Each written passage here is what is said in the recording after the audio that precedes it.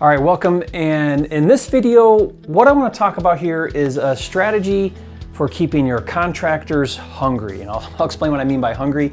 And this doesn't just apply with contractors. This could apply with, anybody on your team, real estate agents, title people, bird dogs, anybody in your real estate business on your team.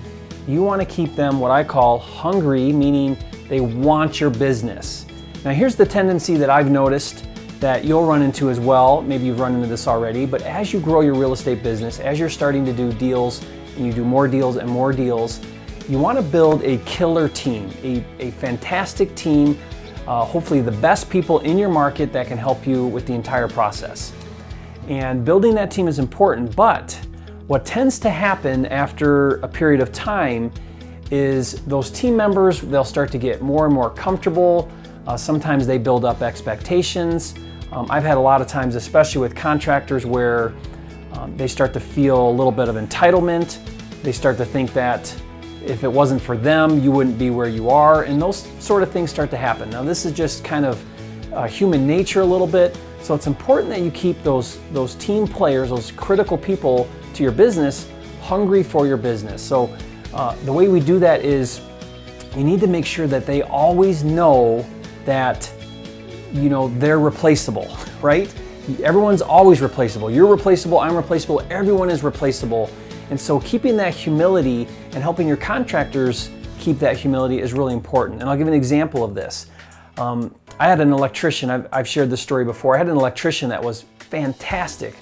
I was doing a lot of deals in this market, had 10 to 15 projects going on at a time, all renovations, and he just was great. He was reliable, he did good work, his fees were great, I could depend on him, and he just was first class, cleaned up after himself, just a great guy. And I used him and I kept using him and using him and using him, and then I started to feel like the pricing was creeping up.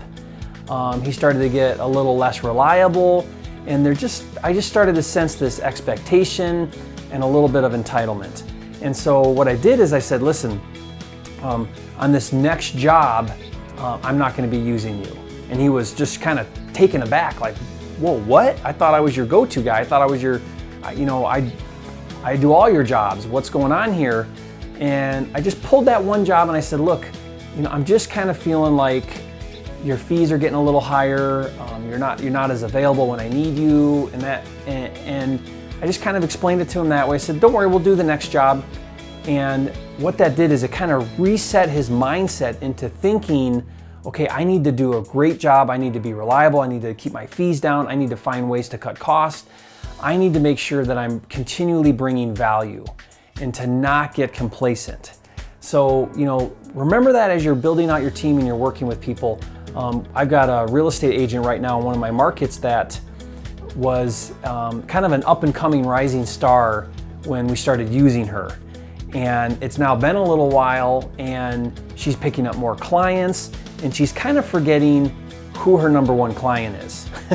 And so we've had to have a heart-to-heart talk with her and say, listen, it can't take 4 or 5 days to get a listing up. It needs to be immediately. It used to be an hour, I'd have it listed.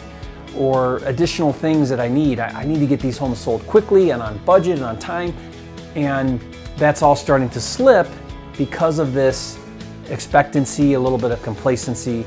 So keep your contractors hungry. Whoever it is on your team, you've got to keep them hungry in order to continually have good service.